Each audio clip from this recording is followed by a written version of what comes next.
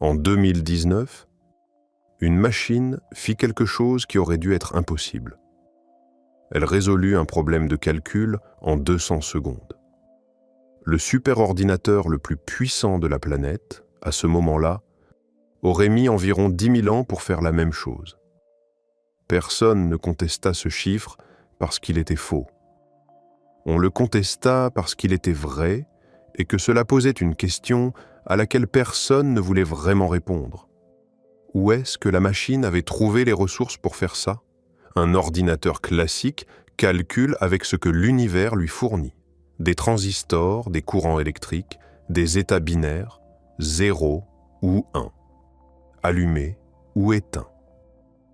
Tout ce qu'il produit comme résultat vient de ressources physiquement présentes, mesurables, localisées dans notre réalité. L'ordinateur quantique qui tournait dans ce laboratoire réfrigéré, lui, avait fait quelque chose de différent. Il avait utilisé plus de ressources computationnelles que notre univers n'en contient. Pas légèrement plus, astronomiquement plus. Et la seule explication cohérente à cela, celle que les physiciens sérieux proposent depuis des décennies, est que les calculs se sont déroulés en partie ailleurs, dans des versions parallèles de la réalité, dans d'autres branches de l'univers qui existaient simultanément à la nôtre, et qui ont contribué au résultat final avant de se séparer à nouveau. Si ça vous rend mal à l'aise, c'est une réaction saine. Likez la vidéo et abonnez-vous si vous voulez continuer ce voyage, ça nous aide vraiment. Ce qui rend tout cela encore plus vertigineux, c'est que cette idée n'est pas nouvelle.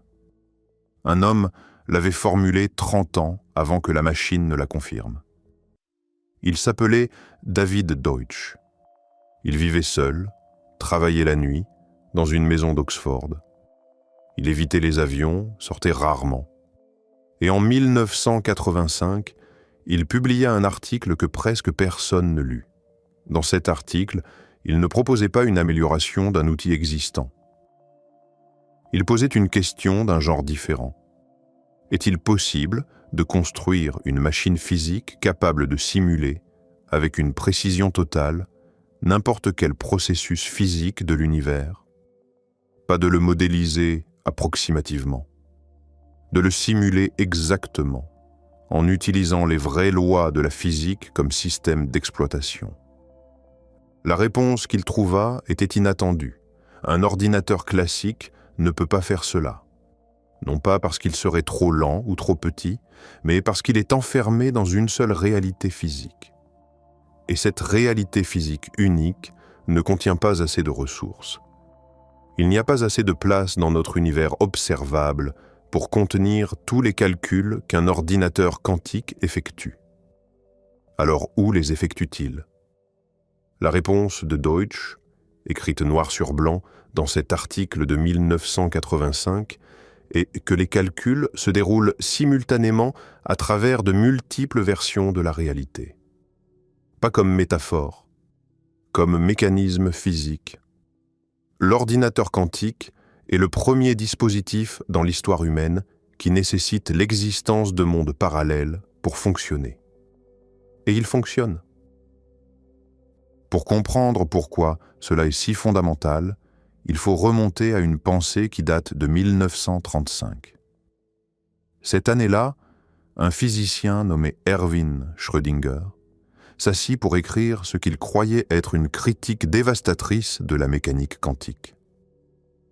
Il ne cherchait pas à contribuer à la théorie. Il voulait la briser. La mécanique quantique produisait des résultats qui correspondaient aux expériences avec une précision extraordinaire. Mais elle contenait une idée qu'il trouvait philosophiquement insupportable. L'idée qu'une particule n'a pas d'état défini avant qu'on la mesure. Avant la mesure, elle existe dans une combinaison de tous les états possibles à la fois. Schrödinger pensait que c'était absurde. Il construisit donc une expérience de pensée conçue pour exposer cet absurde. Il imagina un chat enfermé dans une boîte en acier. À l'intérieur, un atome radioactif. Si l'atome se désintègre, il déclenche un mécanisme et le chat meurt. S'il ne se désintègre pas, le chat vit. La mécanique quantique dit que l'atome est dans les deux états simultanément jusqu'à ce qu'on l'observe. Donc, soutint Schrödinger, le chat doit être simultanément vivant et mort jusqu'à ce qu'on ouvre la boîte. Il voulait que cela soit un piège logique, une preuve que la théorie était incomplète. Ce qui se passa ensuite, c'est que la physique continua de confirmer la théorie, décennie après décennie, expérience après expérience, avec une précision de plus en plus grande. L'argument du chat ne brisa pas la mécanique quantique, il en devint l'illustration la plus célèbre. Et c'est précisément ici que le lien avec ce que Deutsch construisit devient direct et inévitable. Un qubit, l'unité de base d'un ordinateur quantique, fonctionne exactement comme l'atome dans la boîte de Schrödinger. Il n'est pas un 0. Il n'est pas un 1. Il est les deux simultanément jusqu'au moment où on le mesure. Et pendant qu'il est dans cet état des deux à la fois, il effectue des calculs à travers toutes ces valeurs possibles en même temps. C'est là la source de la puissance que personne ne pouvait expliquer simplement par la vitesse ou la taille. C'est la capacité d'exister dans plusieurs états simultanément et de calculer à travers tous ces états avant de s'effondrer en une seule réponse. La question que presque personne ne pose à voix haute est celle-ci. Si un qubit est genuinement dans les deux états à la fois, que fait-il entre les mesures, dans cet espace entre la question et la réponse? Il y a un nombre qui change la forme de tout ce dont nous parlons. Ce nombre est 300. Si vous construisez un ordinateur quantique avec 300 qubits, le nombre d'états simultanés qu'il peut contenir est 2 à la puissance 300. Écrit en entier, c'est un 2 suivi de 90 zéros. Ce nombre est plus grand que le nombre total d'atomes dans l'univers observable.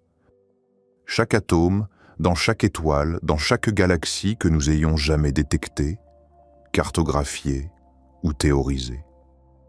Et la machine de 300 qubits dispose encore de plus d'espace computationnel que tout cela réuni. Vous ne pouvez pas faire tenir ce calcul dans un seul univers. Il n'y a physiquement pas assez de place. Ce n'est pas un argument philosophique, c'est un argument de comptage. Si vous avez besoin de stocker et de travailler avec plus d'états que votre univers ne contient de particules, vous utilisez par définition des ressources venant de quelque part au-delà de votre univers. Deutsch regarda cette arithmétique et tira ce qu'il considérait comme la seule conclusion logique disponible. Le calcul se déroule à travers des versions parallèles de la réalité. De nombreux mondes, de nombreuses instances de la même machine, chacune explorant un chemin différent à travers l'espace des solutions, puis combinant leurs résultats à travers un processus appelé interférence en une seule réponse qui arrive dans notre monde. L'ordinateur quantique n'est pas une calculatrice plus rapide. C'est un dispositif qui coordonne le travail à travers de multiples réalités et renvoie le résultat dans la nôtre. Et nous en avons construit un. Il siège dans une chambre réfrigérée, plus froide que l'espace interstellaire. Et il fait quelque chose qui, par la logique de comptage de notre univers observable, devrait être physiquement impossible. L'homme qui mit les mathématiques de tout ceci dans une forme avec laquelle la physique pouvait réellement travailler mourut sans jamais savoir que son idée deviendrait le fondement d'une technologie valant des trillions de dollars. Il s'appelait Hugh Everett III. C'était un étudiant en doctorat à Princeton en 1957 quand il soumit sa thèse. La thèse proposait ce qu'il appelait l'interprétation des mondes multiples de la mécanique quantique. L'idée de base était la suivante. Quand un système quantique est mesuré et s'effondre d'une superposition en un seul résultat, cet effondrement ne se produit pas parce qu'un résultat est sélectionné et que les autres disparaissent. Tous les résultats se produisent. La réalité se ramifie. Chaque résultat possible se produit dans sa propre version de l'univers. Le chat est vivant dans une branche et mort dans une autre. Les deux branches sont également réelles. Il n'y a pas d'effondrement. Il n'y a que la multiplication.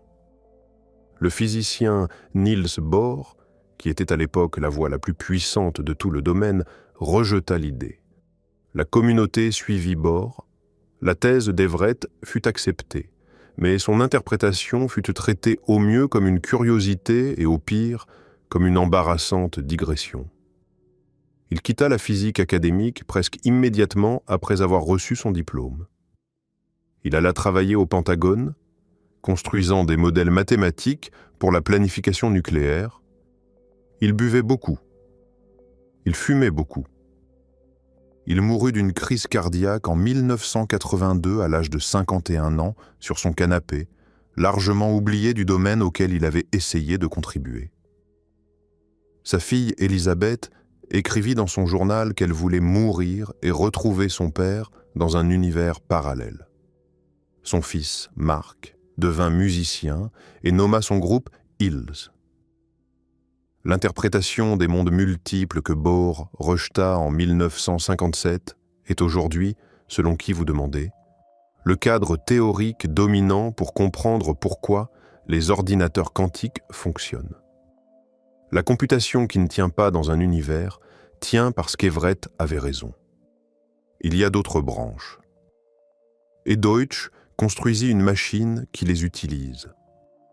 Mais si ces mondes parallèles sont assez réels pour calculer à l'intérieur, pourquoi ne les voyons-nous pas? Pourquoi le monde autour de nous ressemble-t-il à une réalité unique et stable plutôt qu'à un brouillard de possibilités qui se ramifient constamment?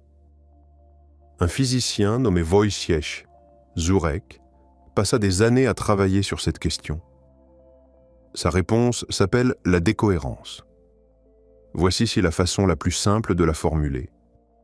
Un système quantique reste en superposition, dans cet état de multiples possibilités simultanées, uniquement aussi longtemps qu'il reste isolé de tout ce qui l'entoure.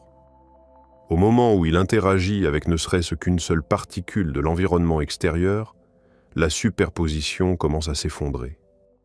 Non pas à cause d'un acte mystique d'observation, non pas parce qu'un esprit conscient l'a regardé, simplement parce que de l'information sur le système a fui dans le monde environnant. L'environnement, les molécules d'air, les photons qui rebondissent passe-partout, les vibrations dans les murs, ils frôlent constamment les systèmes quantiques.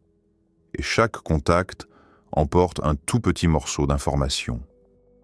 Une fois que l'information fuit, la superposition se dissout.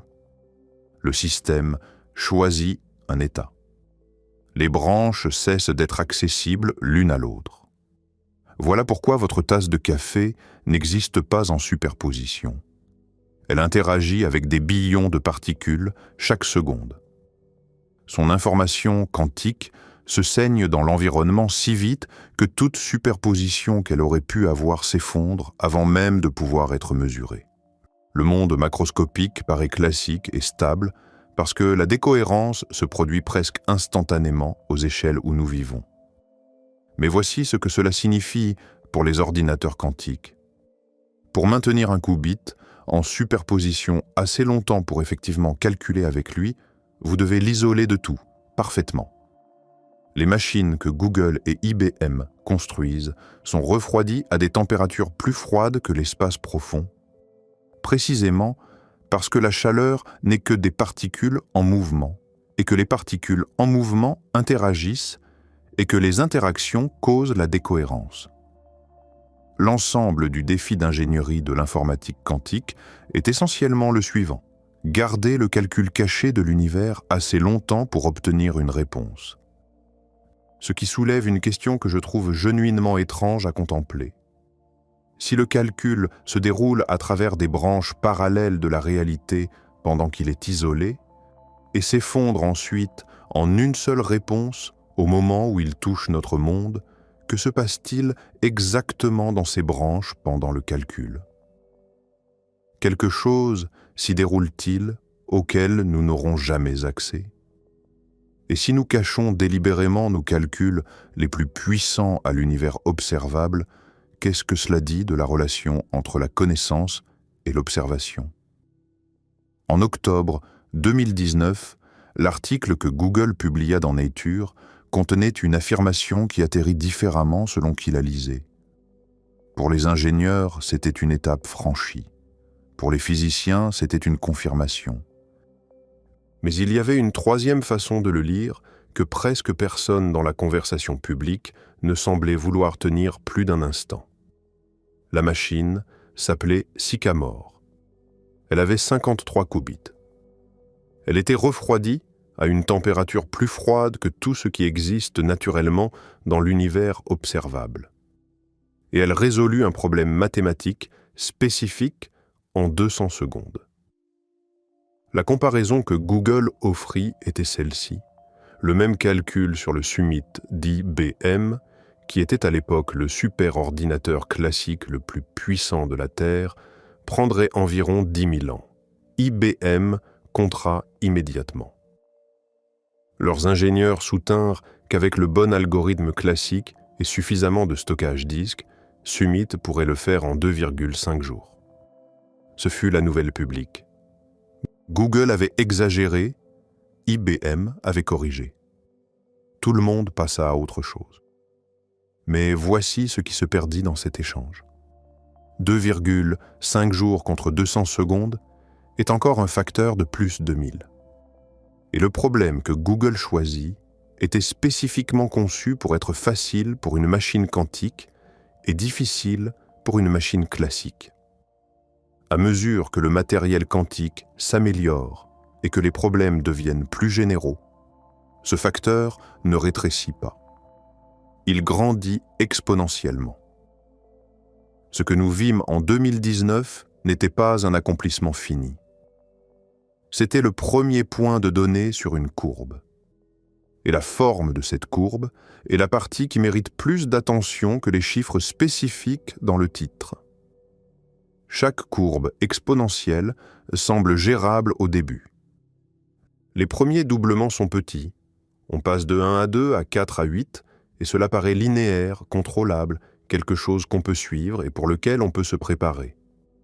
Et puis quelque part, au milieu de la courbe, les chiffres cessent de ressembler à des chiffres et commencent à ressembler à autre chose.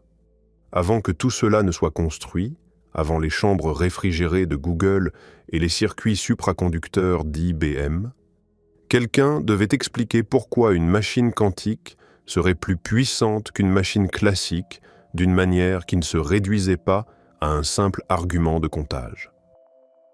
Cette explication vint de Richard Feynman, qui, en 1982, donna une conférence suggérant que le seul moyen de simuler efficacement des systèmes physiques quantiques était d'avoir une machine qui elle-même fonctionnait selon des règles quantiques. Et intégrée dans cette suggestion se trouvait une idée sur le mécanisme qui s'avéra être la clé de tout. Le mécanisme s'appelle l'interférence. Pensez à deux vagues d'idées à la surface de l'eau se déplaçant l'une vers l'autre. Là où les crêtes des deux vagues se rencontrent, elles s'additionnent et produisent une crête plus haute. Là où une crête rencontre un creux, elle s'annule et la surface devient plate. Les systèmes quantiques font la même chose, mais avec des probabilités. Un ordinateur quantique est conçu de sorte que tous les chemins computationnels menant à de mauvaises réponses s'annulent mutuellement comme une crête rencontrant un creux. Et tous les chemins menant à la bonne réponse se renforcent mutuellement comme deux crêtes qui se combinent. La machine n'essaie pas chaque réponse possible et ne vérifie pas ensuite laquelle est correcte. Elle est structurée de sorte que les mauvaises réponses se détruisent mutuellement par interférence avant que le calcul ne soit terminé. Ce qui arrive à la fin n'est pas un coup de chance. C'est ce qui survit après que tout ce qui est incorrect a été systématiquement éliminé par la physique du calcul lui-même. Ce n'est pas la machine qui sélectionne la bonne réponse. C'est la machine qui crée les conditions dans lesquelles les mauvaises réponses ne peuvent pas survivre. Ce que cela implique sur la nature même de la réalité physique mérite qu'on s'y arrête un instant. En 1994, un mathématicien nommé Peter Shor s'assit et travailla sur quelque chose que la plupart de ses collègues supposaient impossible. Il écrivit un algorithme, un ensemble d'instructions qu'un ordinateur quantique pourrait suivre pour décomposer n'importe quel grand nombre en ses facteurs premiers. En surface, cela ressemble à un exercice mathématique abstrait, sans lien évident avec quoi que ce soit d'important. Le lien devient visible au moment où vous comprenez comment fonctionne Internet. Presque tout le chiffrement qui protège le monde moderne, la couche de mathématiques qui maintient votre compte bancaire séparé de celui de tout le monde, qui garde les communications privées, qui protège l'infrastructure des gouvernements, des armées, des hôpitaux et des réseaux électriques, est construit sur une seule hypothèse. L'hypothèse est que multiplier deux grands nombres premiers ensemble est facile. Mais remonter du résultat pour trouver ces nombres premiers originaux est pratiquement impossible. Pas théoriquement impossible, pratiquement impossible. Ce qui signifie qu'il faudrait à un ordinateur classique si longtemps, des milliers ou des millions d'années, que l'information chiffrée serait sans valeur bien avant que le verrou ne soit forcé. Cette hypothèse est le fondement. L'algorithme de Shor la supprime. Un ordinateur quantique suffisamment puissant, exécutant l'algorithme de Shor, pourrait factoriser ces grands nombres non pas en des milliers d'années, ni comme des milliers d'années, mais en heures, peut-être en minutes. L'architecture cryptographique entière du monde moderne, construite sur 50 ans, suppose que ce renversement n'est pas réalisable. Shor prouva qu'il l'est. La machine n'existe pas encore à l'échelle requise pour le faire. Mais nous avons déjà établi que les machines croissent exponentiellement, et c'est ici que l'abstrait devient inconfortablement concret. Tout ce qui est chiffré aujourd'hui est potentiellement stocké par quiconque dispose des ressources pour le stocker, des gouvernements, des acteurs privés, quiconque attend le moment où la machine deviendra suffisamment puissante pour l'ouvrir. Le terme utilisé en cryptographie pour cela est « récolter maintenant, déchiffrer plus tard ». Vous collectez les données chiffrées aujourd'hui et vous attendez. Le verrou finira par s'ouvrir. En 2016, l'Institut national des standards et de la technologie des États-Unis lança une compétition. Ils invitèrent des mathématiciens et des cryptographes du monde entier à soumettre de nouveaux algorithmes de chiffrement, pas de meilleure version des existants, mais des algorithmes fondamentalement différents, construits sur des problèmes mathématiques qu'un ordinateur quantique exécutant l'algorithme de Shor ne pourrait pas briser. 82 équipes de 25 pays soumirent des propositions. La compétition dura 8 ans. Les standards finaux furent publiés en 2024. Pensez à ce que cette séquence d'événements communique réellement.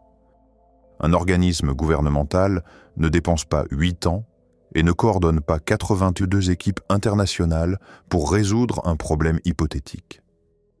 Il ne publie pas de standards contraignants pour une menace qui n'existe qu'en théorie. Le message implicite à l'intérieur de la structure entière de cette compétition est le suivant. Les personnes ayant accès aux informations classifiées sur l'état du matériel quantique croient que la menace est réelle, qu'elle arrive, et qu'elle arrive sur un calendrier qui nécessite une action maintenant. Un homme du nom de John Wheeler passa 60 ans à travailler au cœur de la physique théorique. Il forgea le terme « trou noir ». Il travailla avec Bohr sur la fission nucléaire. Il supervisa les thèses de Feynman et d'Everett, et la conclusion à laquelle il arriva au terme de sa carrière était celle-ci. L'information n'est pas quelque chose que l'univers contient. L'information est ce dont l'univers est fait. Il appelait cela « it from bit ». Chaque particule, chaque champ, chaque chose physique qui existe tire son existence, ses propriétés, sa réalité de réponse à des questions de type oui ou non. L'électron tourne-t-il vers le haut ou vers le bas? Le photon est-il passé par la fente gauche ou la droite? L'atome est-il ici ou là? Wheeler soutenait que le monde physique n'est pas la chose primaire avec l'information posée par-dessus. L'information est primaire. Le monde physique émerge d'elle. C'est une idée genuinement étrange à intégrer parce qu'elle inverse l'intuition que la plupart d'entre nous portons sans l'examiner. Nous tendons à penser à la réalité comme au sol solide et à l'information comme à quelque chose que nous en extrayons, comme récoltant du blé dans un champ. Wheeler dit que le champ est fait de blé jusqu'au fond. Il n'y a rien en dessous de l'information. Maintenant, amenez cette idée en contact avec ce vers quoi nous nous sommes dirigés. Si l'univers est fait d'informations, alors un dispositif qui manipule l'information au niveau physique le plus fondamental ne modélise pas la réalité. Il ne simule pas la réalité. Il opère sur le substrat réel à partir duquel la réalité est déconstruite. Ce n'est pas une description poétique. Si Wheeler a raison, c'est une description littérale. En 1961, un physicien d'IBM nommé Rolf Landauer publia un article soutenant que l'information n'est pas abstraite, elle est physique. Et il avait une façon spécifique et mesurable de le démontrer. Quand vous effacez un seul bit d'information, vous libérez de la chaleur. Pas métaphoriquement, pas comme analogie, littéralement. L'acte de prendre un système qui contient un 1 ou un 0 et de le réinitialiser à un état connu libère une petite quantité mais mesurable et théoriquement inévitable d'énergie thermique dans l'environnement. Cela devint connu sous le nom de principe de Landauer. Pendant des décennies, il resta une prédiction théorique sans confirmation expérimentale directe. Puis en 2012, une équipe menée par le physicien Eric Lutz construisit une expérience suffisamment délicate pour le mesurer réellement. Ils piégèrent une seule particule microscopique dans un puits créé par un laser, la manipulèrent pour effacer un bit d'information et mesurèrent la chaleur libérée. Le résultat correspondait à la formule de Landauer, penser au niveau le plus fondamental génère de la chaleur. Non pas parce que les ordinateurs sont inefficaces et produisent l'impopochi des déchets, mais parce que effacer de l'information est physiquement irréversible et que l'irréversibilité a un coût thermodynamique qu'on ne peut pas concevoir d'éliminer. Chaque pensée a un prix. Chaque calcul laisse une trace physique dans l'univers. En 1935, la même année où Schrödinger écrivait son expérience de pensée du chat, Albert Einstein co-signa un article avec Boris Podolsky et Nathan Rosen qui était censé accomplir le même objectif. Non pas contribuer à la mécanique quantique, mais l'enterrer. L'article décrivait un scénario qu'Einstein croyait révéler un défaut fatal dans la théorie. Imaginez deux particules qui interagissent puis s'éloignent dans des directions opposées. La mécanique quantique dit que certaines propriétés de ces particules ne sont pas déterminées avant d'être mesurées. Mais elle dit aussi qu'une fois que vous mesurez une particule, l'autre prend instantanément une valeur complémentaire, quelle que soit la distance qui les sépare. Mesurez le spin de la particule A et trouvez-le pointant vers le haut, et la particule B sera instantanément trouvée pointant vers le bas. Instantanément, peu importe si B est dans la pièce d'à côté ou de l'autre côté de la galaxie. Einstein appelait cela une action fantôme à distance. Il l'a trouvée non seulement étrange, mais physiquement impossible. Rien ne peut voyager plus vite que la lumière. Si mesurer la particule A affecte instantanément la particule B à travers n'importe quelle distance, cela semble nécessiter soit que l'information voyage plus vite que la lumière, ce que la relativité d'Einstein elle-même interdit, soit que les deux particules portaient dès le départ des informations cachées, des valeurs prédéterminées qui semblaient simplement aléatoires jusqu'à ce qu'elles soient y mesurées. Einstein préférait la deuxième explication. Il appelait les informations manquantes des variables cachées. Il était sûr qu'elles existaient. Il était sûr que la mécanique quantique était incomplète. Il avait tort. Non pas probablement tort, non pas discutablement tort. Expérimentalement, mesurément, définitivement tort, d'une manière qui prit encore 30 ans à prouver. La propriété qu'Einstein rejeta comme impossible, la connexion instantanée entre des particules séparées, s'appelle l'intrication quantique. Elle est réelle. Elle a été confirmée par des expériences de plus en plus précises sur 6 décennies. Et c'est l'une des principales ressources physiques que les ordinateurs quantiques utilisent pour effectuer des calculs que les ordinateurs classiques ne peuvent pas.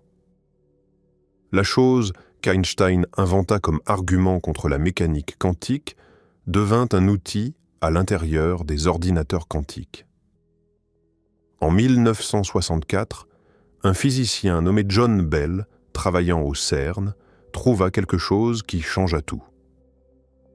Il découvrit que les 2 images d'Einstein et de la mécanique quantique font des prédictions numériquement différentes. Non pas philosophiquement différentes, non pas interprétativement différentes. Différentes d'une manière que vous pouvez mesurer avec des instruments. Il calcula une limite statistique précise. Au-dessus de cette limite, Einstein gagne. En dessous, la mécanique quantique gagne. L'expérience avait attendu tout du long. Quelqu'un devait juste trouver le bon nombre. Ce qui me frappe dans ce moment, c'est combien de temps il fallut pour réaliser que la question était répondable. Combien d'autres questions traitons-nous actuellement comme définitivement philosophiques, alors qu'elles ont en réalité une réponse physique précise tapie à l'intérieur d'elles, attendant que quelqu'un trouve le bon chiffre? Le physicien qui finalement conduisit l'expérience de Bell de façon suffisamment propre pour trancher la question fut un Français de 34 ans nommé Alain Aspect. Il travaillait à l'Institut d'optique à Paris. L'expérience qu'il conçut en 1982 était techniquement exigeante d'une façon qui rend difficile de la décrire sans la faire paraître routinière, ce qu'elle n'était pas. Il créa des paires de photons intriqués. Il envoya chaque photon d'une paire volée dans des directions opposées vers des détecteurs. Au tout dernier moment possible, pendant que les photons étaient déjà en vol, il changea aléatoirement l'orientation des détecteurs. Ce changement de dernière minute était crucial. Il fermait une faille que les expériences précédentes avaient laissée ouverte. Si les détecteurs avaient eu des orientations fixes, un sceptique aurait pu soutenir que les photons avaient, d'une façon ou d'une autre, appris les paramètres des détecteurs avant de partir et avaient encodé cette information dans leurs variables cachées. En changeant les paramètres alors que les photons voyageaient déjà, Aspect rendit cette explication physiquement impossible. Les photons ne pouvaient pas avoir su. Et les résultats revinrent sans ambiguïté. Les corrélations entre les 2 photons dépassaient la limite de Bell. Non pas légèrement, clairement. Les variables cachées d'Einstein ne peuvent pas expliquer ce qu'Aspect les mesura. L'univers n'est pas localement réel de la façon qu'Einstein supposait. 2 particules peuvent être séparées par n'importe quelle distance et rester connectées d'une façon qui n'a aucune explication classique et aucun parallèle classique. Le prix Nobel de physique 2022 alla à Aspect avec John Clauser et Anton Zeilinger pour ce travail, 40 ans après l'expérience. En 1993, un groupe de 6 physiciens publia un article avec un titre qui ressemble à de la science-fiction et ne contient aucune fiction. L'article s'intitulait « Téléportation d'un état quantique inconnu via des canaux EPR classique double ». Ce qu'il décrivait était une procédure pour transférer l'état quantique complet d'une particule d'un endroit à un autre sans déplacer la particule elle-même. Non pas la particule, l'information qui la définit. Tout à son sujet, chaque propriété quantique qui en fait ce qu'elle est, transférée complètement. En 1997, Anton Zeilinger réalisa la première démonstration expérimentale de la téléportation quantique en laboratoire. En 2017, une équipe chinoise utilisa le satellite Messius pour téléporter un état quantique d'une station au sol au Tibet vers le satellite en orbite à 1400 km au-dessus. La distance est presque hors de propos car l'intrication ne s'affaiblit pas avec la distance. Mais elle compte comme démonstration que ce n'est pas une curiosité de laboratoire confinée à une salle contrôlée. Cela fonctionne à l'échelle de la planète. La téléportation quantique ne déplace pas la matière. Elle déplace l'information qui définit les états quantiques. Et si Wheeler a raison que cette information est la substance première de la réalité, alors la téléportation quantique ne déplace pas une description de quelque chose.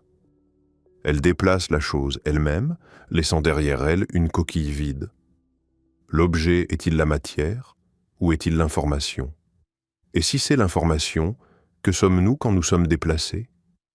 Il y a une idée en physique théorique qui ressemble au premier abord à une métaphore tellement extrême qu'elle ne peut pas être prise littéralement. Elle est prise littéralement. L'idée s'appelle le principe holographique et elle émergea du travail de deux physiciens, Gerard T. Hooft et Leonard Susskind, dans les années 1990. Voici son cœur. Imaginez une région de l'espace, n'importe quelle région, une sphère, disons, avec un volume défini. Le principe holographique stipule que la quantité maximale d'informations pouvant être contenue à l'intérieur de cette sphère n'est pas déterminée par son volume. Elle est déterminée par la surface de sa limite extérieure, non pas l'intérieur, le bord. Pensez à ce que cela signifie physiquement. On s'attendrait à ce que doubler le volume d'une région double l'information qu'elle peut contenir.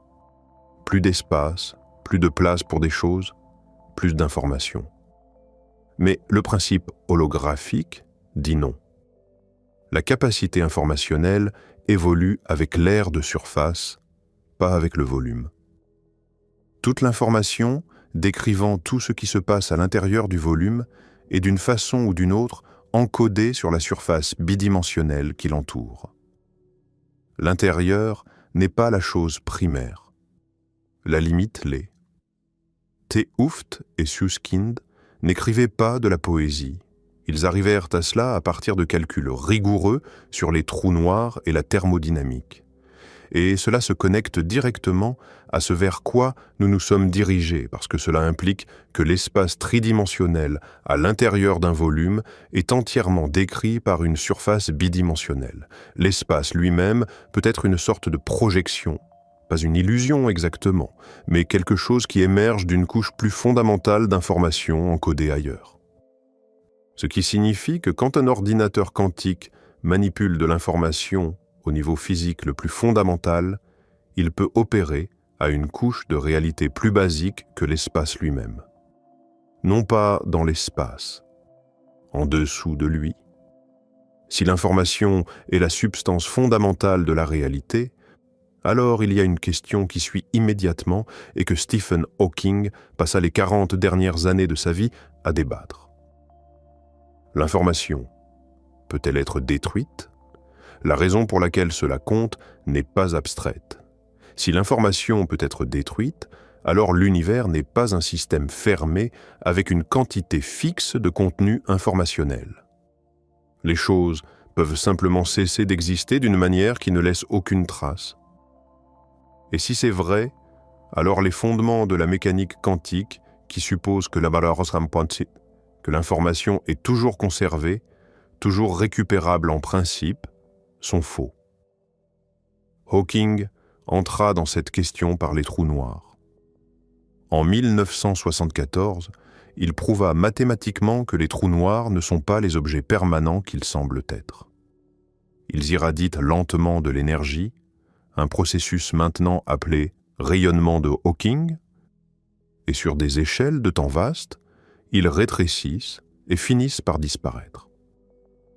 Le rayonnement qu'ils émettent semble être complètement aléatoire. Il ne porte aucune information sur ce qui y est tombé. Une bibliothèque entière pourrait tomber dans un trou noir et le rayonnement qui en sortirait finalement serait identique au rayonnement d'un trou noir qui n'avait avalé que du gaz hydrogène. Si c'est vrai, la bibliothèque a disparu, non pas transformée, non pas encodée quelque part, disparue. Cela créa ce que les physiciens appellent le paradoxe de l'information des trous noirs.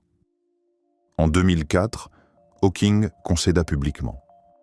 Il annonça lors d'une conférence à Dublin qu'il s'était trompé, que l'information était préservée d'une façon ou d'une autre, et il paya une dette en remettant à John Preskill une encyclopédie. Mais le comment de la préservation de l'information dans les trous noirs reste genuinement ouvert. Personne n'a de réponse complète.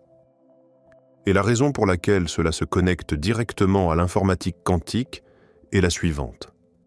Si l'information est toujours préservée, toujours conservée, toujours récupérable en principe, alors chaque calcul quantique que nous effectuons laisse une trace physique permanente dans l'univers.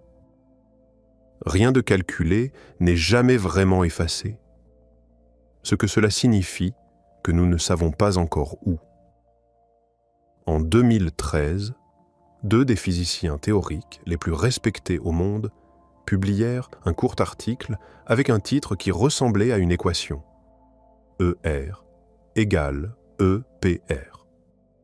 Le ER fait référence à Einstein et Rosen qui, en 1935, décrivirent une connexion théorique entre 2 trous noirs, un tunnel à travers l'espace-temps, maintenant appelé un verre de verre ou un pont d'Einstein-Rosen. Le EPR fait référence à Einstein, Podolsky et Rosen, la même année, le même Einstein, décrivant l'intrication quantique dans l'article dont nous avons parlé plus tôt. Juan Maldacena et Leonard Susskind proposaient Cauchy, quelque chose qui semble au premier abord un jeu de mots. Ils suggéraient constater que ces 2 phénomènes, les verres de verre et l'intrication, ne sont pas seulement analogues. Ils sont la même chose. Quand 2 particules sont quantiquement intriquées, elles sont connectées par un verre de verre microscopique dans l'espace-temps. La connexion non locale qu'Einstein appelait action fantôme à distance est fantomatique parce qu'elle est littéralement une connexion géométrique à travers une couche de réalité qui existe en dessous de l'espace dans lequel nous nous déplaçons.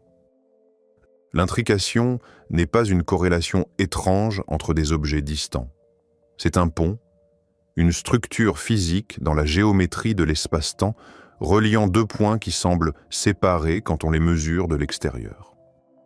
Si c'est correct, et ce n'est pas encore prouvé, mais ce n'a pas été réfuté non plus, et cela a généré une quantité énorme de travail théorique productif, alors l'intrication que les ordinateurs quantiques utilisent comme ressource computationnelle n'est pas simplement une propriété des particules, c'est une propriété de l'espace-temps lui-même.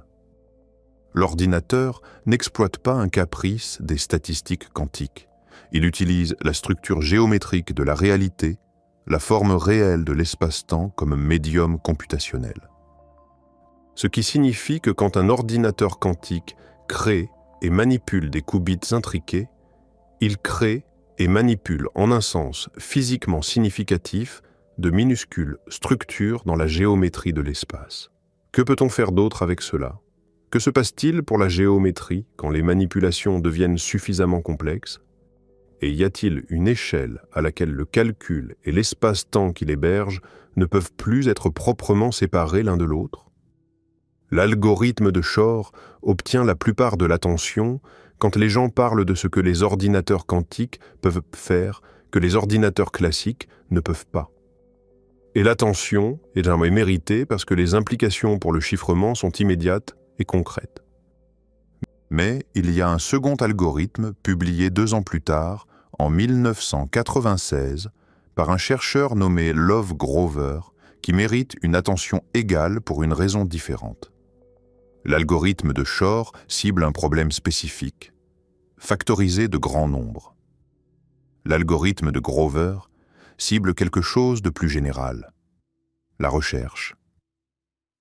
Imaginez que vous ayez une liste non triée d'1 milliard d'éléments et que vous cherchiez un élément spécifique. Un ordinateur classique doit vérifier les éléments un par un. En moyenne, il trouvera l'élément après avoir vérifié la moitié de la liste, soit 500 millions de vérifications. L'algorithme de Grover trouve l'élément en environ la racine carrée d'1 milliard de vérifications, soit environ 30 000. Non pas parce qu'il se déplace plus vite dans la liste, mais parce qu'il utilise l'interférence quantique pour amplifier la probabilité de la bonne réponse et supprimer la probabilité de toutes les mauvaises réponses simultanément. Chaque mauvais élément de la liste s'annule. Le bon élément se renforce. La machine ne cherche pas. Elle crée les conditions dans lesquelles tout ce qui n'est pas la réponse devient invisible. Pensez maintenant à ce que la recherche signifie à grande échelle. Chaque base de données jamais construite, chaque mot de passe jamais créé, chaque motif caché à l'intérieur de n'importe quelle collection de données. La symétrie que Grover crée s'applique universellement à n'importe quel problème de recherche de n'importe quel type. Quel type de structure cachée existe dans le monde que nous n'avons pas encore trouvé parce que nos outils de recherche étaient trop lents? Quels motifs sont intégrés dans la réalité physique, dans les systèmes biologiques, dans l'histoire de l'univers, qui ne deviennent visibles que quand on peut chercher à la vitesse quantique? En février 2024, Microsoft annonça quelque chose que la communauté de l'informatique quantique attendait et débattait depuis près de 2 décennies.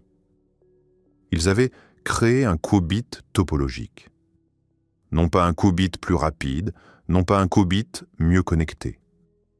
Un qubit protégé des erreurs par la géométrie de l'espace lui-même.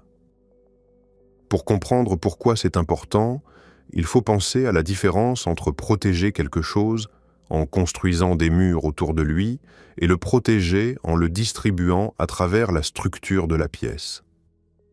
La correction d'erreurs classique construit des murs, plus de redondance, plus de qubits physiques soutenant chaque qubit logique. La protection topologique est différente. Elle encode l'information non pas dans une seule particule, mais dans la forme globale d'un système quantique, dans des propriétés qui ne peuvent être perturbées que par quelque chose qui altère la structure entière d'un coup, et non par n'importe quel bruit local ou particule errante. Les particules que Microsoft utilisa pour y parvenir s'appellent des fermions de Majorana.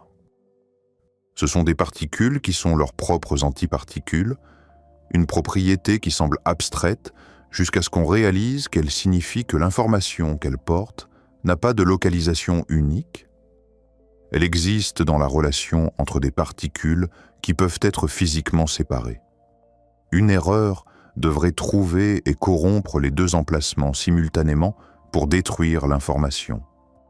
Le bruit environnemental ordinaire ne peut pas faire ça. Le qubit devient stable, non pas parce qu'il est protégé, mais parce qu'il n'est nulle part en particulier. Ce que cela signifie est profond. Nous ne construisons plus une meilleure version d'une chose existante. Nous construisons des objets dont les propriétés définissantes sont distribuées à travers l'espace d'une façon qui n'a aucun analogue classique. Le fondement théorique de ce que Microsoft construisit en 2024 fut posé par un physicien russe nommé Alexei Kitaev en 1997. Kitaev travaillait sur une question que la plupart de ses collègues considéraient soit prématurée, soit sans réponse. Comment construire un ordinateur quantique qui est fondamentalement protégé des erreurs plutôt que simplement corrigé après qu'elles se produisent? Sa réponse vint d'une direction inattendue. La topologie est la branche des mathématiques qui étudie les propriétés des formes qui ne changent pas quand on les déforme continuellement. Une tasse de café et un beignet sont topologiquement identiques parce que chacun a exactement un trou et qu'on peut remodeler l'un dans l'autre sans déchirer. Les propriétés topologiques sont robustes par définition. On ne peut pas accidentellement changer le nombre de trous de quelque chose en le poussant légèrement. Kita-F proposa d'encoder l'information quantique dans des propriétés topologiques de systèmes physiques. L'information stockée de cette façon hérite de la robustesse de la topologie elle-même. Les perturbations locales, les vibrations et les particules errantes et les fluctuations de température qui détruisent les qubits ordinaires ne peuvent tout simplement pas atteindre l'information encodée dans une propriété géométrique globale. En 2020, un groupe de mathématiciens publia un article en ligne qui prit 2 ans à la communauté mathématique au sens large pour vérifier entièrement. Le résultat était tellement inattendu que plusieurs chercheurs de premier plan supposèrent initialement qu'il devait y avoir une erreur quelque part. L'article prouvait quelque chose appelé MIP étoile égale RE. Cela nécessite un peu d'explication parce que la conclusion mérite d'être comprise directement. MIP étoile est la classe de problèmes qui peuvent être vérifiés par un juge classique interagissant avec 2 prouveurs qui partagent l'intrication quantique mais ne peuvent pas communiquer entre eux. RE est la classe de problèmes qui sont en principe calculables mais pour lesquels il n'y a aucune garantie que le calcul se termine jamais. Ce que la preuve montra étant que ces 2 classes sont identiques. 2 ordinateurs quantiques intriqués peuvent convaincre un observateur classique de la correction de solutions à des problèmes qui sont, en un sens technique précis, au-delà de la portée de n'importe quel système de vérification classique, y compris des problèmes que les ordinateurs classiques ne peuvent même pas être garantis de résoudre en temps fini. Les implications troublèrent même les chercheurs qui l'avaient prouvé. Cela signifie que l'intrication quantique ajoute quelque chose au paysage de ce qui peut être su et vérifié, qui n'a aucun équivalent classique et aucune limite classique supérieure. En 1969, l'ingénieur allemand Konrad Zuse publia un petit livre intitulé « Calculating Space ». Zuse n'était pas un personnage marginal. Il avait construit le premier ordinateur programmable de l'histoire, le Z3, dans le salon de ses parents à Berlin en 1941. Travaillant pendant que la ville était bombardée, il comprenait le calcul aussi bien que quiconque en vie. Et à la fin de sa carrière, il proposa quelque chose que ses collègues mirent de côté comme les errements philosophiques d'un vieil homme. Il proposa que l'univers est un calcul. Non pas qu'il ressemble à un calcul ou qu'il peut être modélisé comme tel. Qu'il en est un. Que la réalité physique est la sortie d'un processus computationnel discret tournant sur un substrat que nous ne pouvons pas observer directement. Chaque interaction de particules est une étape computationnelle. Chaque loi physique est un algorithme. L'univers n'est pas décrit par les mathématiques. Il est les mathématiques en train de s'exécuter. Pour 30 ans, cela fut traité comme une curiosité. Puis la physique de l'information se développa suffisamment pour que la question cesse d'être philosophique et commence à être physique. L'idée de Zuse, autrefois considérée comme une excentricité charmante, s'avère être une hypothèse scientifique légitime avec des conséquences testables. Stephen Wolfram passa une décennie à écrire un livre de 1200 pages qu'il publia en 2002. Son argument était construit sur une observation simple sur les automates cellulaires, ces grilles de cellules qui suivent des règles simples sur l'état dans lequel chaque cellule devrait être en fonction de ses voisines. La règle 110, l'un des ensembles d'instructions les plus simples possibles, produit des motifs d'une complexité extraordinaire et apparemment illimitée. La proposition de Wolfram était que les lois fondamentales de la physique pourraient être exactement ceci, non pas des équations compliquées gouvernant une réalité continue. De simples règles appliquées à plusieurs reprises à une structure discrète générant la complexité apparente du monde physique comme propriété émergente. En 2003, un philosophe d'Oxford, nommé Nick Bostrom, publia un article qui avançait un argument si simple qu'il tient en 3 phrases. Soit presque toutes les civilisations à notre niveau de développement s'éteignent avant d'atteindre la maturité technologique nécessaire pour exécuter des simulations détaillées de leurs ancêtres. Soit presque toutes les civilisations technologiquement matures n'ont aucun intérêt à exécuter de telles simulations. Soit nous vivons presque certainement dans une simulation en ce moment. Ce n'est pas une expérience de pensée, c'est un argument de probabilité. Si même une seule civilisation technologiquement mature existe et a un quelconque intérêt à simuler son histoire, le nombre d'êtres simulés dans l'univers dépasse vastement le nombre d'êtres dans la réalité de base, ce qui signifie que tout observateur conscient choisi au hasard est vastement plus susceptible d'être simulé que réel. Et voici où cela se connecte à tout ce que nous avons construit. Les ordinateurs quantiques sont, comme Zuse, Wolfram, Wheeler et Lloyd, convergent tous à le suggérer, le genre de dispositif qu'une civilisation tournant sur un substrat computationnel finirait par construire. Si nous vivons dans une simulation, nous construisons la simulation dans la simulation. Et si les ordinateurs quantiques opèrent sur le même substrat que celui sur lequel la réalité est construite, que se passe-t-il quand leur puissance computationnelle approche la résolution de la réalité dans laquelle ils opèrent?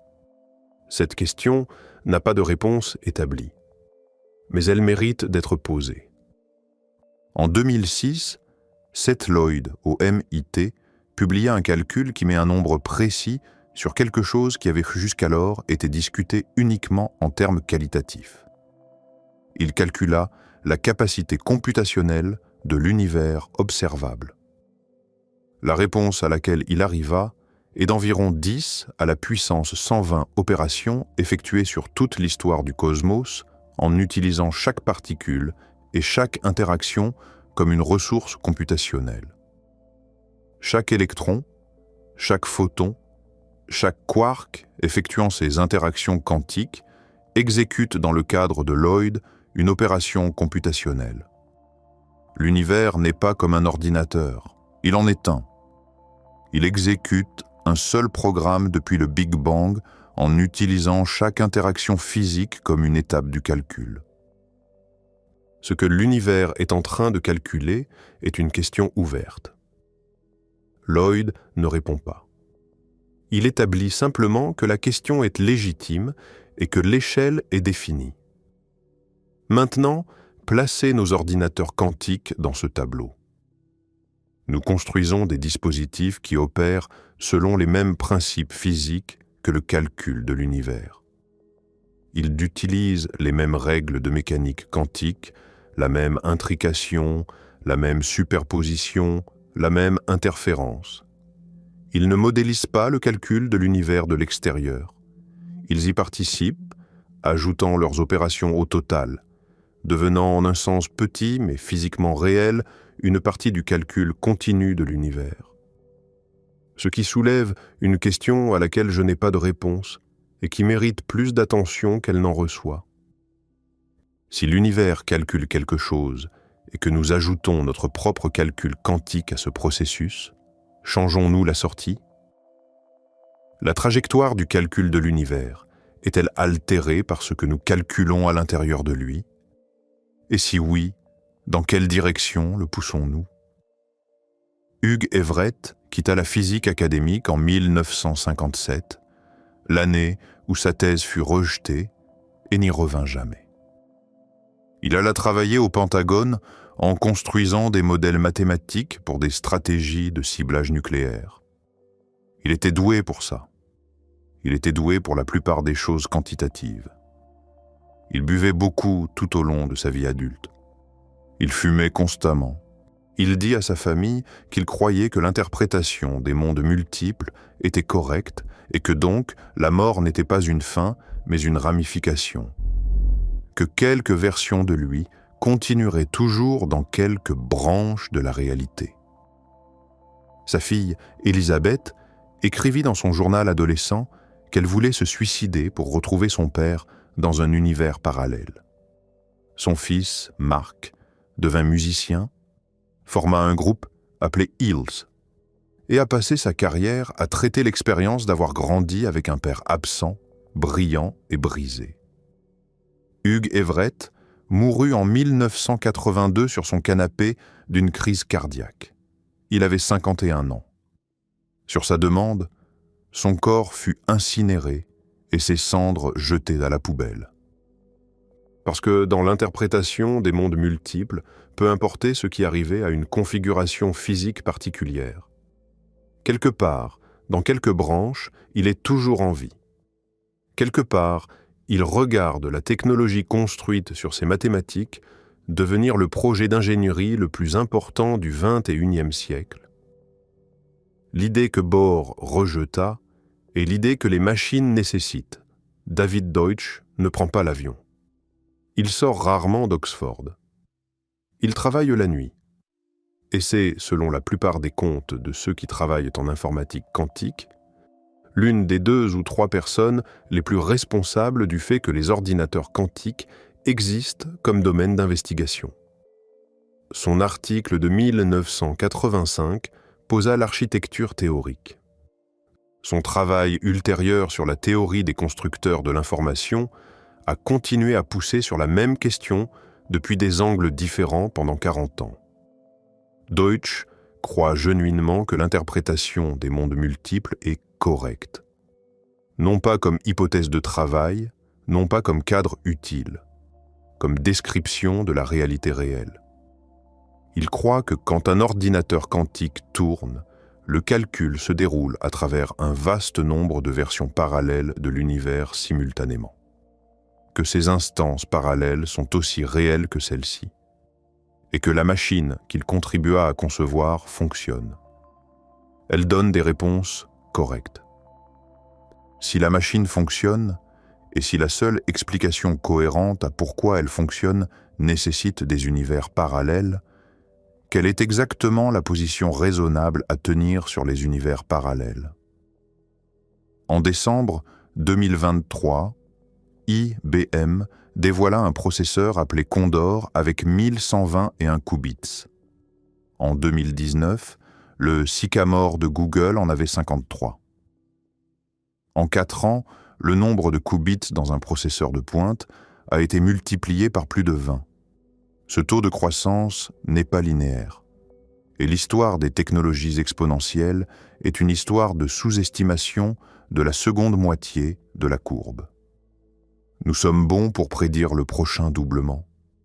Nous sommes mauvais pour prédire à quoi ressemble le 15e doublement depuis le 3e. 15 doublements depuis 53 qubits, c'est approximativement 1,7 million de qubits. La plupart des estimations placent le seuil pour briser le chiffrement RSA 2048 quelque part entre 1 million et 4 millions de qubits physiques selon les besoins de correction d'erreurs. L'arithmétique n'est pas une prédiction. C'est une triangulation approximative. Mais les triangulations approximatives ont tendance à devenir plus précises à mesure que les points de données s'accumulent. 10 ans avant que Shor ne publie son algorithme pour briser le chiffrement, 2 chercheurs nommés Charles Bennett et Gilles Brassard publièrent un protocole appelé BB84. C'est le premier protocole de cryptographie quantique de l'histoire et il fonctionne sur un principe qui est presque élégamment paradoxal. La même physique qui rend les ordinateurs quantiques capables de briser le chiffrement classique rend également possible un nouveau type de chiffrement physiquement incassable. L'intuition clé est la suivante. En mécanique quantique, mesurer un système le perturbe. On ne peut pas observer un état quantique sans l'affecter. BB84 utilise cela comme mécanisme de sécurité. 2 parties partagent une clé secrète en envoyant des états quantiques, des photons individuels sur une ligne en fibre optique. Si quelqu'un intercepte et mesure ces photons pour voler la clé, l'acte de mesure perturbe nécessairement les états quantiques. La perturbation apparaît sous forme d'erreur dans les données transmises. Les deux parties peuvent détecter la présence d'un espion en vérifiant leur taux d'erreur. Si les erreurs dépassent un certain seuil, elles savent que quelqu'un écoutait. Elles jettent cette clé et réessaient. La sécurité de BB84 ne repose pas sur la difficulté computationnelle. Elle repose sur les lois de la physique. Aucune quantité de puissance de calcul, quantique ou autre, ne brise un système dont la sécurité est garantie par le fait que l'observation perturbe la chose observée. Ce que je trouve remarquable dans tout cela, c'est la symétrie. Le même phénomène, la nature quantique de l'information, rend simultanément notre chiffrement existant fragile et fournit le seul type de chiffrement qui est prouvablement permanent. L'univers nous a remis la serrure et le passe-partout en même temps. La question est simplement lequel nous utilisons en premier. Dans l'été 2017, une équipe de physiciens chinois utilisa un satellite appelé Micius pour conduire un appel vidéo chiffré quantiquement entre Pékin et Vienne. La distance était d'environ 7600 km. L'appel dura 75 minutes. Le chiffrement était garanti par les lois de la mécanique quantique plutôt que par la complexité mathématique. Ce n'était pas une démonstration dans un laboratoire contrôlé. C'était une vraie communication entre de vraies villes aux antipodes de la planète, protégées par une loi physique plutôt que par une hypothèse mathématique. Un Internet quantique, où les communications sont sécurisées, non pas par la difficulté computationnelle, mais par la physique, est en cours de construction. Non pas planifié, construit. Nous avons commencé avec un nombre, 200 secondes contre 10 000 ans. Un écart si grand qu'il semblait être une erreur de mesure plutôt qu'un fait physique. Mais ce n'était pas une erreur. C'était un point de données. Et chaque point de données que nous avons examiné depuis a pointé dans la même direction. La machine fonctionne parce qu'elle emprunte des ressources à des versions parallèles de la réalité. Deutsch le montra en 1985, et les machines le confirment chaque fois qu'elles tournent. L'information est la substance première de l'univers. Wheeler passa 60 ans à arriver à cette conclusion, et Landauer prouva qu'elle a un coût physique mesurable. La frontière entre la computation et la réalité n'est pas une frontière du tout. Zuse l'avait pressenti en 1969. Wolfram le formalisa en 2002. Tegmark l'étendit en 2007. Lloyd le calcula en 2006. Everett mourut sans savoir que ces mathématiques deviendraient une exigence d'ingénierie. Son idée fut rejetée comme trop étrange pour être utile et s'avéra trop fondamentale pour être évitée. Les machines grandissent. 53 qubits en 2019, 1121 en 2023. La courbe ne s'aplatit pas d'elle-même. Le chiffrement qui protège la civilisation moderne fut conçu avant que Shor ne publie en 1994 et n'a pas changé fondamentalement depuis. L'Internet quantique est en cours de construction en orbite. Et en dessous de tout cela siège une question que je pense que nous avons évitée pendant toute cette conversation sans jamais tout à fait y atterrir directement. Nous avons construit une machine qui fonctionne en interagissant avec des versions parallèles de la réalité. Nous ne savons pas à quoi ressemblent ces interactions depuis l'autre côté. Nous ne savons pas à quoi un calcul ressemble dans les branches qui contribuent à notre réponse, puis ne sont plus utilisées. Nous n'avons jamais demandé si l'acte de computation quantique a des conséquences dans les instances parallèles dont il tire. Nous n'avons jamais demandé parce que nous supposions que ces instances n'étaient pas assez réelles pour qu'on s'en préoccupe. Mais tout le fondement, la raison entière pour laquelle la machine fonctionne, est qu'elles sont réelles. Elles sont assez réelles pour calculer, ce qui les rend assez réelles pour qu'on se pose des questions à leur sujet. La machine tourne en ce moment quelque part dans une chambre réfrigérée, tirant des réponses d'endroits que nous ne pouvons pas voir.